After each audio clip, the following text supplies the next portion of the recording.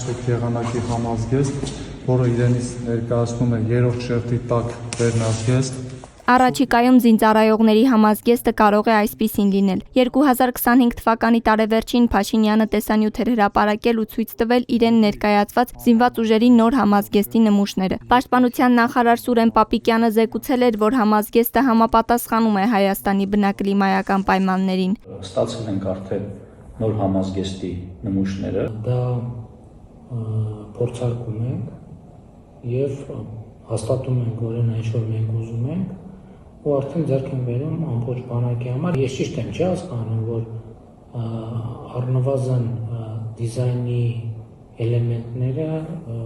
հատուկ արված են մեզ համար եւ մեր պատվերին։ Այո, բավարար չպետ, կոչվում է հայկական կամուֆլյաժ,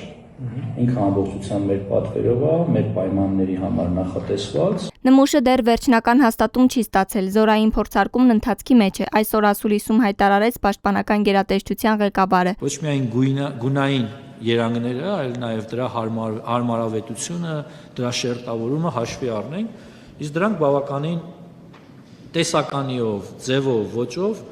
հարմար են, լավն են, ժամանակակից են, գերարդիական են։ Երբ տարածվեց նոր համազգեստի նմուշների տեսանյութը, սոցցանցերի որոշ օգտատերերի եւ ընդդիմադիր քաղաքական գործիչների շրջանում քննադատություն հնչեց, որ այն չափազանց նման է ՆԱՏՕ-ի անդամ երկրների զինվորական համազգեստներին, թե կտրվածքով, թե գունային լուծումներով։ Խորհրդարանական պատիվ ունեմ խմբակցության քարտուղար Տիգրան Աբրահամյանի դիտարկմամբ համազգեստը սովորաբար ընտրվում է հաշվի առնելով բնակավայրի տեղանքը, որպեսզի զինծառայողները որոշակի հեռավորությունից տեսանելի չլինեն։ Իմ համար այդքան էլ հստակ չէր ներկայացված այդ գունային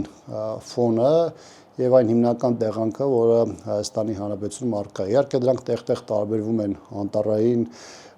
լեռնային, խոտային, դաշտային եւ այլն, բայց այս տարբերությունները բնականաբար պետք է հիմնական համազգեստում արտացոլվի, որը նախորդներում արտացոլված եղել է։ Աբրահամյանը թեև չի տեսել համազգեստի որակն ու չգիտի հարմարավետ են թե ոչ, սակայն կարծիք է հայտնում, որ դրանք տարիների սպասումները չեն արդարացնում։ Պաշտպանության նախարարը 3 ատեստացիայի գործընթացի հետ կապված լուսանկար էր օրինակ տեղադրել Facebook-ում, որտեղ 3 սպաներ էին,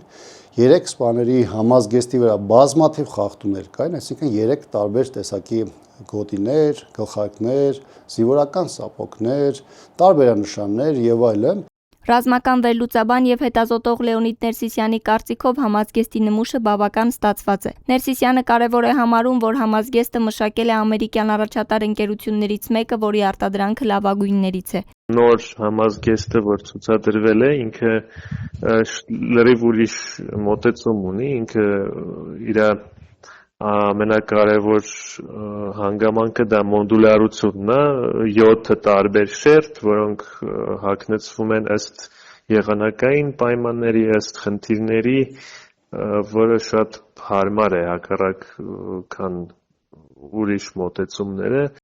Քննադատություններ էին հնչել նաև այն մասին, որ նոր համազգեստի տեսքը պատկառանք չի ներշնչում։ Պապիկյանն այսօր անդրադարձավ նաև այդ քննադատություններին։ Ես անձամբ գոհ եմ, չեմ կիսում այն կարծիքը, որ դա պատկառանք չի ներշնչում, չեմ կարծում, որ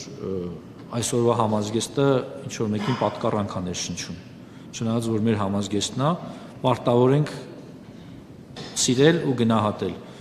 Պաշտպանական գերատեսչության ղեկավարը հորդորում է ուշադրություն դարձնել ոչ միայն գույնին ու ձևին, այլև հարմարավետությանը, շերտավորմանը։ Խոսելով զրահաբաճկոնների մասին, Պաշտպանական գերատեսչության ղեկավարն ասաց, որ դրանք մշակվել են զինված ուժերի գլխավոր շտաբի մասնագետների կողմից 44-օրյա պատերազմից հետո։ Այն, որ կան ավելի թեթև զրահաբաճկոններ, այո կան, բայց այդ զրահաբաճկոնները բոլոր ստորաբաժանումների համար չեն։ Դրանք հատուկ նշանակության ստորաբաժանումների համար են։ Երևի տեսանյութերով տեսել եք, դրանք են փոքր, միայն կուրծքը եւ մեջքը փակող զրահաբաճկոններն են, որը համապատասխան ստորաբաժանումները զինված ուժերի ունեն, իսկ ավելի մասսայական կունենան առաջիկայում։